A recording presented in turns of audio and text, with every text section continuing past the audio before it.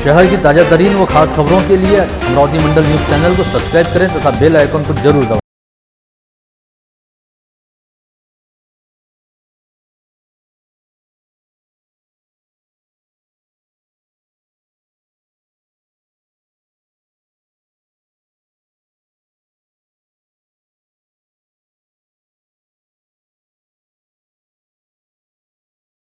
केंद्र सरकार ने कोरोना वैक्सीनेशन पर एक बड़ा फैसला लिया है, जिसके मुताबिक अब आगामी 1 अप्रैल से 45 साल और इससे ऊपर के सभी लोग कोरोना वैक्सीनेशन के दायरे में आएंगे।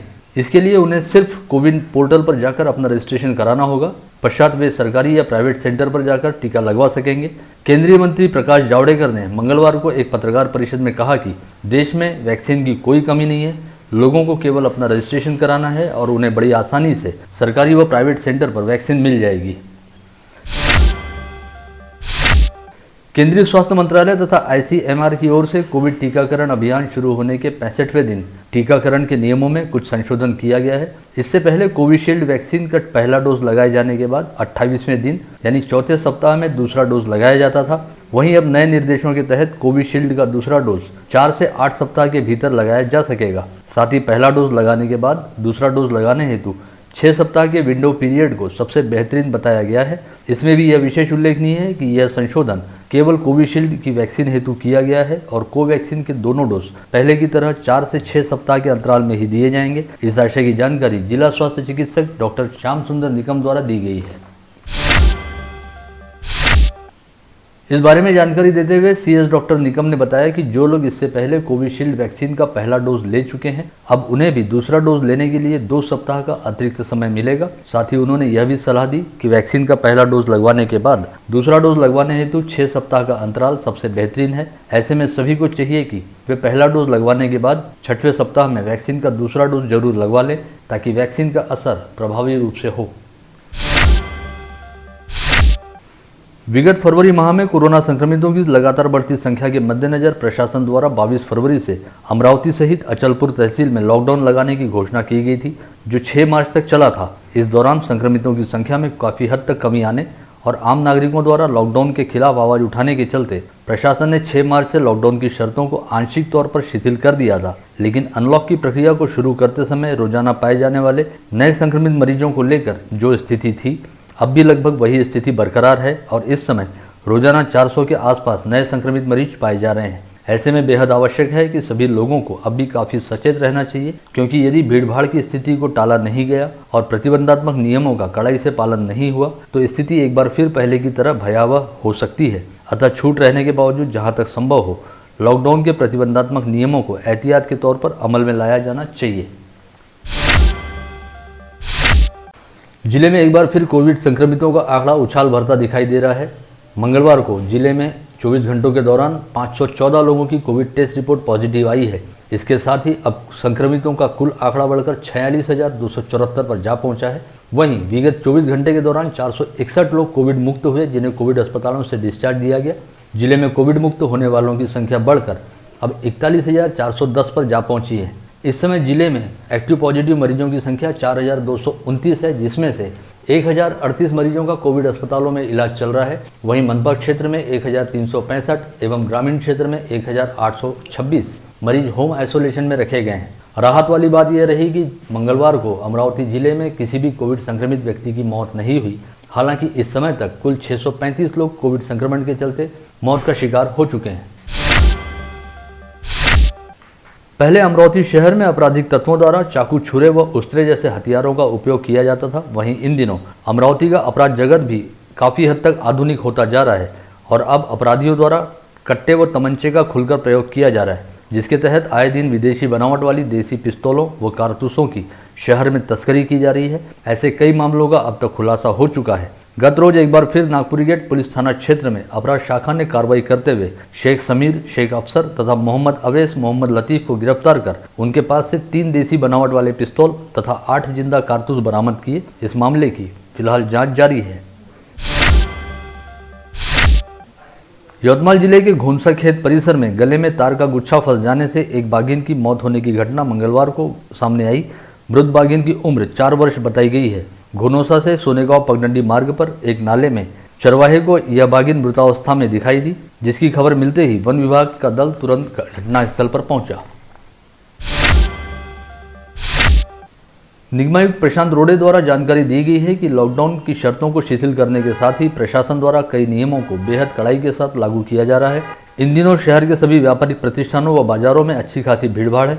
ऐसे में कोविड संक्रमण की स्थिति को नियंत्रित रखने हेतु प्रशासन ने निर्देश जारी किया है कि आगामी 31 मार्च से पहले सभी व्यापारियों व उनके कर्मचारियों द्वारा अपनी कोविड टेस्ट अनिवार्य तौर पर कराई जाए। पश्चात 1 अप्रैल से मनपा के स्वास्थ्य पथकों द्वारा शहर के सभी व्यापारिक प्रतिष्ठानों को भेंट देकर वहां पर काम करने वाले लोगों की कोविड टेस्ट रिपोर्ट देखी जाएगी। यदि उस समय किसी व्यापारी अथवा उनके कर्मचारी की कोविड टेस्ट रिपोर्ट उपलब्ध नहीं पाई गई तो संबंधितों के खिलाफ आवश्यक कार्रवाई की जाएगी। जिले की निर्दलीय सांसद नवनीत राणा ने कहा कि उन्होंने संसद में असली मुद्दों पर बात की है।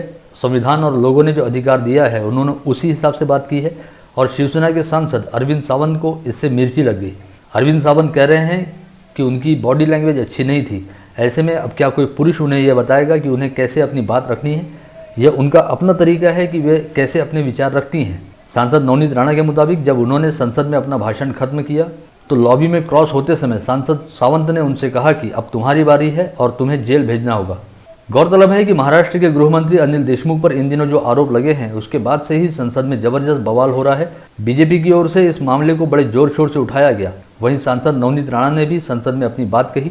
संसद में दिया गया नवनीत राणा का भाषण इस समय सोशल मीडिया पर जमकर सुर्खियां बटोर रहा है। वहीं इस मामले में अपना स्पष्टीकरण देते हुए शिवसेना सांसद अरविंद सावंत ने कहा कि उन्होंने आज तक कभी किसी को कोई धमकी नहीं दी है और किसी महिला को धमकाने का तो सवाल ही नहीं उठता। सावंत के मुताबिक वे सच्चे शिवसैनिक हैं और इस तरह की हरकत कभी भी नहीं कर सकते। इसके अलावा राष्ट्रवादी कांग्रेस पार्टी की महिला प्रदेशाध्यक्ष रूपाली चाकणकर ने सांसद नवनीत राणा को संबोधित करते हुए कहा कि सांसद नवनीत ने सबसे पहले अपने सांसद पद से इस्तीफा देना चाहिए और फिर नैतिकता की बात करनी चाहिए, क्योंकि उन्हें राष्ट्रवादी कांग्रेस पार्टी की वजह से सांसद बनने का मौका मिला और आज वे राष्ट्रवादी कांग्रेस पार्टी का समावेश रहने वाली महाराष्ट्र सरकार को बर्खास्त कर महाराष्ट्र में राष्ट्रपति शासन लगाने की मांग कर रही हैं। इसके अलावा भारतीय जनता पार्टी की महिला प्रदेशाध्यक्ष चित्रा वाघ ने इस मामले पर अपनी प्रतिक्रिया देते हुए कहा कि क्या सांसद सावंत ने महाराष्ट्र को अपने नाम पर कर लिया है। शिवसेना को चाहिए कि धमकी देने की बजाय उनसे पूछे गए सवालों के जवाब दिए जाएं। साथ ही उन्होंने खुद को नवनीत राणा के साथ बताते हुए कहा कि महाराष्ट्र की महिलाएं ऐसी धमकियों से घबराने वाली नहीं हैं। विद्यापीठ अनुदान आयोग के मार्गदर्शक निर्देशानुसार महाविद्यालयों व विद्यापीठों का कामकाज ऑनलाइन व पेपरलेस होना अपेक्षित है। ऐसे में संत गाड़गे बाबा अमरावती विद्यापीठ ने पुनर्मूल्यांकन के कामों हेतु एक नया सॉफ्टवेयर विकसित करने का निर्णय लिया है और भविष्य में विद्यार्थियों को पुनर्मूल्यांकन हेतु उनकी उत्तर पुस्तिकाओं की फोटोकॉपी ऑनलाइन मिलेगी। ऐसे में उन्हें अब इस काम के लिए विद्यापीठ में आने की जरूरत नहीं पड़ेगी और विद्यापीठ में भी भीड़ भाड़ को कम किया जा सकेगा। विगत 2-3 दिनों से शहर व जिले सहित समूचे संभाग व राज्य के कई हिस्सों में लगातार बदरीला मौसम बना हुआ है और बेमौसम बारिश हो रही है, जिससे रबी फसलों तथा फल बागानों का बड़े पैमाने पर नुकसान हो रहा है। वहीं अब संभावना जताई गई है कि आगामी 1-2 दिनों तक ऐसे ही बदरीला मौसम बना रहेगा और गुरुवार को अच्छी खासी बारिश होने की भी संभावना है। राज्य शिक्षा मंडल द्वारा कोविड संक्रमण की स्थिति को ध्यान में रखते हुए कक्षा 10वीं व 12वीं की परीक्षा हेतु नई गाइडलाइन जारी की गई है, जिसमें कक्षा 10वीं के विद्यार्थियों हेतु प्रात्यक्षिक यानी प्रैक्टिकल परीक्षा की बजाय उन्हें लेखन कार्य यानी असाइनमेंट दिया जाएगा। साथ ही इस नई व्यवस्था में बाहरी परीक्षकों का कोई स्थान नहीं रहेगा, बल्कि शाला स्तर पर ही प्रात्यक्षिक परीक्षा लेकर विद्यार्थियों के अंक विभागीय शिक्षा बोर्ड के पास भेजने होंगे। इस निर्णय की वजह से विद्यार्थियों को काफ़ी बड़ी राहत मिलती नजर आ रही है। अखिल भारतीय किसान संघर्ष समिति द्वारा यहां बुलाई गई पत्रकार परिषद में कहा गया कि केंद्र सरकार द्वारा पारित किए गए किसान बिल के विरोध में संयुक्त किसान मोर्चा द्वारा दिल्ली की सीमा पर विगत 3 माह से भी अधिक समय से आंदोलन किया जा रहा है और आगामी 26 मार्च को इस आंदोलन को 4 महीने पूरे हो जाएंगे। ऐसे में 26 मार्च को संयुक्त किसान मोर्चा ने भारत बंद का ऐलान किया है, जिसे अखिल भारतीय किसान समन्वय समिति ने समर्थन दिया है। आता 4 महिन्यापासून ही शेतकरी आंदोलनामध्ये बसले, याचा निकाल लागत नाही। उद्या शेतमजुराला बसावं लागेल, व्यापाऱ्याला बसावं लागेल, किसान मजूर या सगळ्यांना बसावं लागेल, मोठ्या व्यापाऱ्यांना बसावं लागेल। या सगळ्यांचे धंदे डुबत आहेत, तेव्हा त्यांचंही आंदोलन जर असंच चालत राहिलं तर अशा आंदोलनाच्या कंबर नेहमीच तोडत राहिल्या तर ही लोकशाही कशी टिकावी, मूलभूत अधिकार आणि आपल्या अभिव्यक्ती स्वातंत्र्याचं महत्त्व कसं कायम ठेवावं, हा आमच्यासमोर प्रश्न उभा झालेला आहे. ही खरं म्हणजे धोक्याची घंटा आहे. ही धोक्याची घंटा ओळखून सर्व जनसमुदायातल्या लोकांनी ह्याच्या पाठीशी उभं राहावं आणि या प्रश्नाचा निकाल लावावा. त्याकरताच 26 मार्चचं भारत बंद आहे आणि त्यामध्ये सहभागी होण्याचं आवाहन आम्ही किसान समन्वय समितीच्या सर्व घटक संघटनांच्या वतीने करत आहोत, समितीच्या वतीने करत आहोत. काँग्रेस पक्षाने सुद्धा सक्रिय पाठिंबा या आंदोलनाला घोषित केलेला आहे. कालच उद्यापर्यंत महाविकास आघाडीसुद्धा या शेतकरी आंदोलनाच्या पाठीशी उभी राहील. शेतकरी व्यापारी संघटनांना आम्ही भेटलेलो आहोत, व्यावसायिक संघटनांना भेटलो. त्यांनी हे कबूल केलं की आम्हाला जर पूर्ण दिवस बंद करता आला नाही तर काही काळ तरी आम्ही लाक्षणिक बंदचं आवाहन करूच, पण आमच्या मिटिंग होऊ द्या. काही लोकांनी सरसकट बंदला समर्थन दिलेलं आहे. याचा अर्थ असा आहे, या ठिकाणी व्यापारी संघटनांमधले एक प्रतिनिधी या ठिकाणी आमच्यामध्ये आहेत, पण म्हणजे व्यापाऱ्यांना सुद्धा त्याचं दुःख आहे, ते सुद्धा आपल्यासोबत आहेत. जनतेमध्ये याचं समर्थन आहे आणि म्हणूनच याला आपण साथ देऊया. शहर की विधायक सुलभा खोड़के के प्रयासों से अमरावती मनपा क्षेत्र अंतर्गत नागरिकों के स्वास्थ्य के लिए एवं शहर में क्रीड़ा विकास के लिए 51 लाख रुपए की निधि सरकार द्वारा मंजूर की गई है, जिसे मान्यता मिलने पर शहर में ओपन जिम व क्रीड़ा मैदानों का विस्तार किया जाएगा।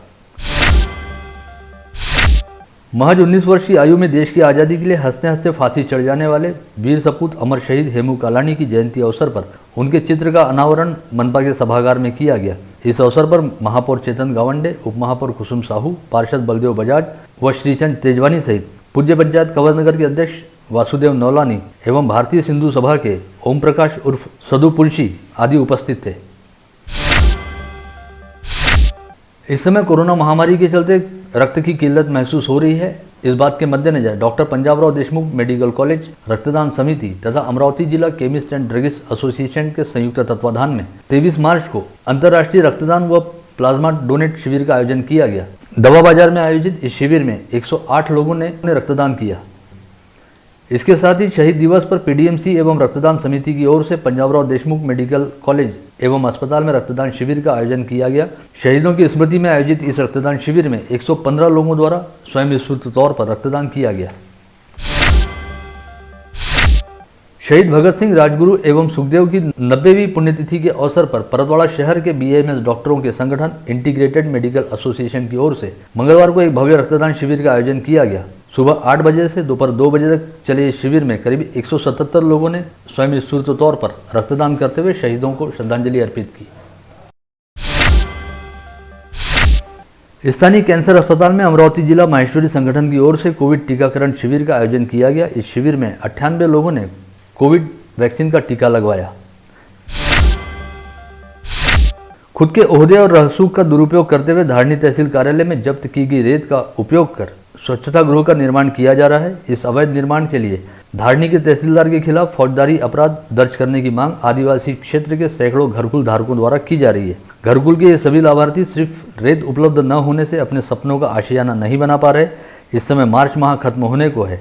ऐसे में अगर इनके घरकुल नहीं बने तो इनकी अप्राप्त निधि सरकारी तिजोरी में जमा होने की पूरी संभावना व्यक्त की जा रही है।